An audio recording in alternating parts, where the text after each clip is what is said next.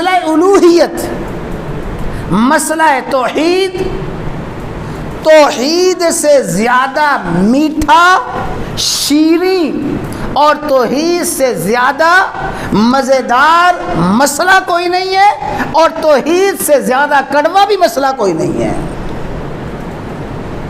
جس کو لا الہ الا اللہ کا مفہوم، لا الہ الا اللہ کا مطلب سمجھ آ جاتا ہے، پھر حالت یہ ہے دہکتے ہوئے کوئلوں پہ، دہکتے ہوئے پتھروں پہ لٹایا گیا ہے، سینے پہ بھی پتھر اور سینے پہ بھی دہکتی ہوئی چٹان رکھی گئی ہے۔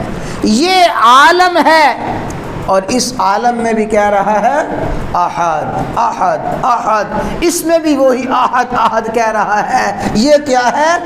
اس کو اللہ کی توحید سمجھ آ گئی ہے۔ جس کو اللہ کی توحید سمجھ آ جائے اس کے لیے توحید سے میٹھی اور توحید سے مزیدار شے کوئی نہیں ہے۔ اور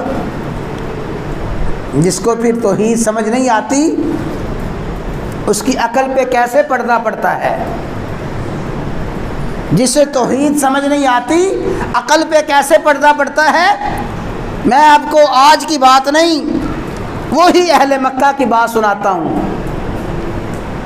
عامر بن جموح خود اپنا واقعہ بیان کرتے ہیں، اور عامر بن جموح وہ بعد میں صحابی بنے، ان کے بیٹے بھی صحابی بنے۔ عامر بن جموح بعد میں اسلام لائے، ان کے بیٹے پہلے اسلام لے آئے تھے۔ تو ان کے بیٹے چاہتے تھے کہ ہمارے والد بھی توحید کے دامن میں آ جائیں، ہمارے والد بھی ایمان قبول کر لیں۔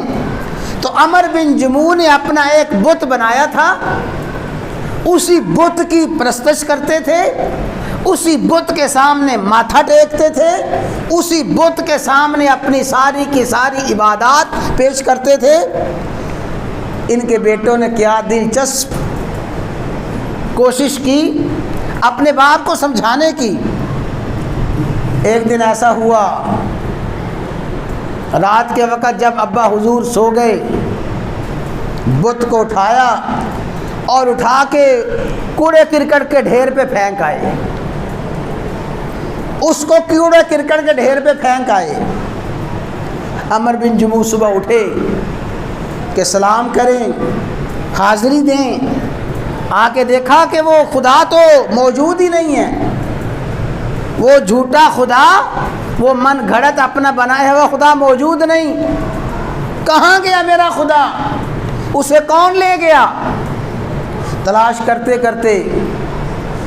کرتے دائیں بائیں دیکھا، کوڑے کرکٹ کے ڈھیر پہ اونھے منہ پڑا ہوا ہے۔ اسے اٹھایا، لا کے دھویا، صاف ستھرا کیا، پھر اس کو سامنے رکھ کے عبادت کرنے لگے۔ یہ کیا ہے؟ جب آدمی اللہ کی توحید کو چھوڑ کے غیروں کے در پہ جاتا ہے، پھر اس طرح عقل ماری جاتی ہے، اس طرح اس پہ دیوانگی اور اس طرح اس پہ جنون طاری ہو جاتا ہے۔ عقل ماری گئی۔ ایک دن، 2 دن، 4 دن گزرے، پھر بیٹوں نے دیکھا کہ ابا جی ابھی تک حقیقت حال سمجھ نہیں سکے۔ پھر اس بت کو اٹھایا اور اسے اٹھایا، اس کے گلے میں رسی ڈالی، کھینچتے کھینچتے ایک گندا کنواں تھا، اس کنویں پہ لا کے پھینک دیا اور رسی اوپر رکھ دی۔ پھر جب صبح ہوئی پھر وہی صورتحال ہے۔ عامر بن جموح تلاش کرتے جب اس کنویں کے پاس پہنچے، اودھے منہ لٹکا ہوا ہے وہ، اور رسی اس کے گلے میں ہے۔ اللہ نے پھر عامر بن جموح کی عقل کو روشن کر دیا کہ جو ایسا بے بس بے کس ہے، جو خود اپنی حفاظت نہیں کر سکتا، وہ میری حاجات کیسے پوری کر سکتا ہے۔ اور میرے بھائیوں یاد رکھ لیں، آج بھی سیرت طیبہ کا یہی سبق ہے۔